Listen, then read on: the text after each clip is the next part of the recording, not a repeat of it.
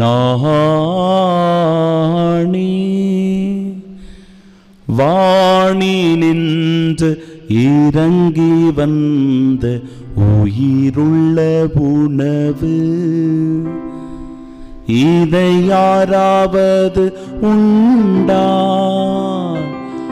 அவர் என்றுமே வாழ்வார், அவர் என்றுமே வாழ்வார்.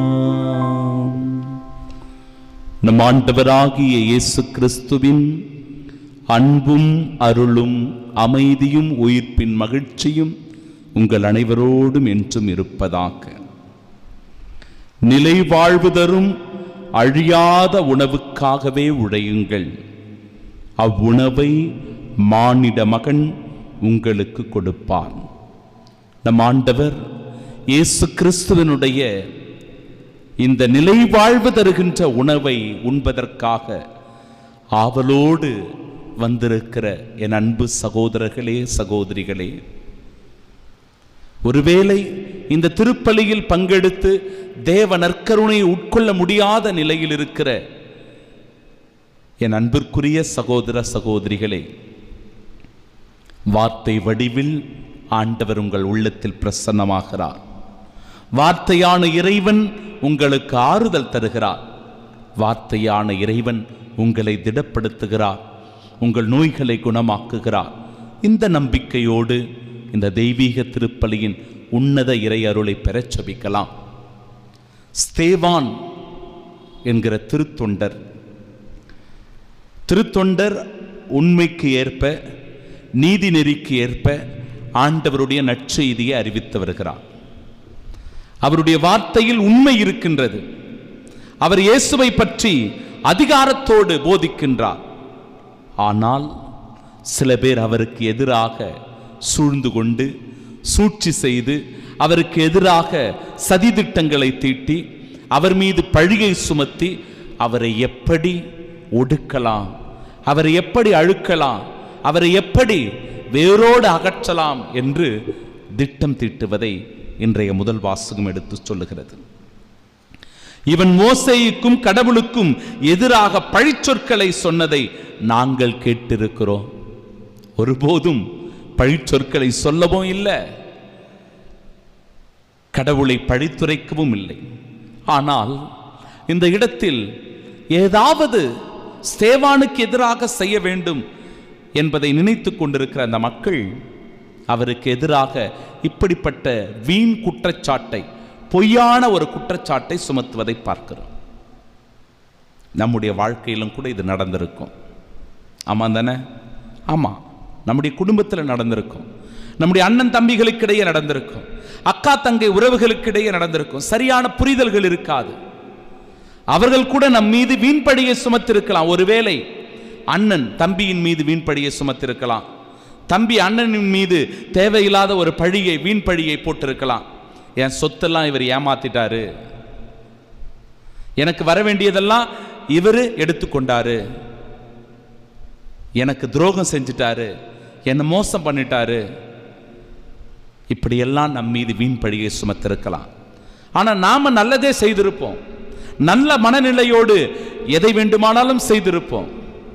ஆனால் நமக்கு எதிராக அல்லது நம்மை பற்றி தவறாக புரிந்து கொண்டு நம் மீது வீண் பழியை சுமத்துவார்கள். நம் அண்ணனே, நம் தம்பியே, நம் உடன் பிறந்தவர்களே, சகோதர சகோதரிகளே, நம் நண்பனே நமக்கு எதிராக செயல்படலாம். இது நடக்கும், எல்லா குடும்பத்திலும் நடக்கும்.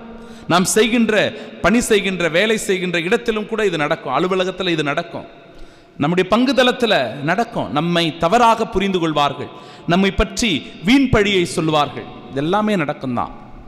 ஆனால் இறுதி வரை மன உறுதியோடு இருக்கணும், எல்லாவற்றையும் ஆண்டவருக்கு ஒப்பு கொடுக்கணும். இந்த இடத்தில் ஸ்தேவானை போன்று மன துணிவோடு நடந்து கொள்ள வேண்டும். நம் மீது பழி சுமத்துகிறார்களே என்று உடைந்து போகக்கூடாது. நம் மீது தேவையில்லாத சதித்திட்டங்களை தீட்டுகிறார்களே என்று சொல்லி மன கலக்கம் அடையக்கூடாது, சஞ்சலப்படக்கூடாது. மாறாக துணிவோடு எதிர்கொள்ளணும். ஏனென்றால் நம்மிடத்தில் உண்மை இருக்கிறது, நம்மிடத்தில் நியாயம் இருக்கிறது, நம்மிடத்தில் நீதி இருக்கிறது. நாம் கடவுளுக்கு அஞ்சி நடக்கிறவர்களாக இருக்கிறோம். நாம் ஒருவேளை ஏமாத்திருந்தா, ஒருவேளை தவறாக நடந்து கொண்டிருந்தா, அடுத்தவர்களுடைய வயிற்றில் அடித்திருந்தா, அப்பொழுது நாம் வருத்தப்படலாம், வேதனைப்படலாம். இதை செய்யாத போது, எவரையும் நாம் தவறாக சிந்திக்காத போது நாம் எதை குறித்தும் அச்சப்பட தேவையில்லை என்பதை இன்றைய முதல் வாசகம் நமக்கு வலியுறுத்தி சொல்லுகிறது. அதுபோலவே இன்றைய நற்செய்தி வாசகத்தில் ஆண்டவர் இயேசு கிறிஸ்துவை மக்கள் கூட்டம் கூட்டமாக தேடி ஓடுவதை பார்க்கலாம். அவர் எங்க இருக்கிறாரு அப்படின்னு ஓடுறாங்க. எதற்காக அவங்க ஓடுறாங்க?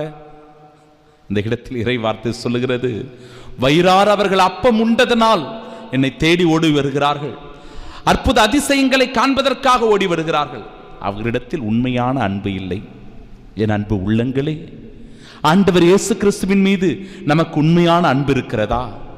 ஆண்டவர் இயேசு கிறிஸ்துவின் பேரில் உண்மையான நம்பிக்கையும் விசுவாசமும் நமக்கு இருக்கிறதா? அல்லது ஏதாவது நன்மை கிடைக்குமா? இந்த அற்புத அதிசயம் நடக்குமா? என்னுடைய நோய்கள் தீருமா? என் குடும்ப பிரச்சனைகள் தீருமா? கடன் தொல்லைகள் மறையுமா? பொருளாதார நெருக்கடிகள் தீருமா? இந்த பிரச்சனைகளை எல்லாம் மனசுக்குள்ள வச்சுக்கிட்டு ஆண்டவர்கிட்ட வந்து நாம் கையேந்தி நிற்கிறோமா? இதுவும் தேவைதான். பல்வேறு தேவைகள் நமக்கு இருக்கிறது. அந்த தேவைகளுக்காக கடவுளிடத்தில் செபிப்பது அவசியம். ஆனால் அது வெறும் தேவைக்காக ஆலயத்துக்கு வருகிறவர்களாக நாம் இருக்கக்கூடாது. மாறாக உண்மையான அன்போடு, உண்மையான விசுவாசத்தோடு கிறிஸ்துவுக்கு நெருக்கமானவர்களாக வாழ நாம் வருகிறவர்களாக இருக்கணும். அதற்கான அழைப்பைத்தான் இன்றைய நற்செய்தி வாசகம் சொல்லுகிறது. நீங்கள் அருமடையாளங்களை கண்டதால் அல்ல, மாறாக அப்பங்களை வயிறார உண்டதால் தான் என்னை தேடுகிறீர்கள் என உறுதியாக சொல்லுகிறேன்.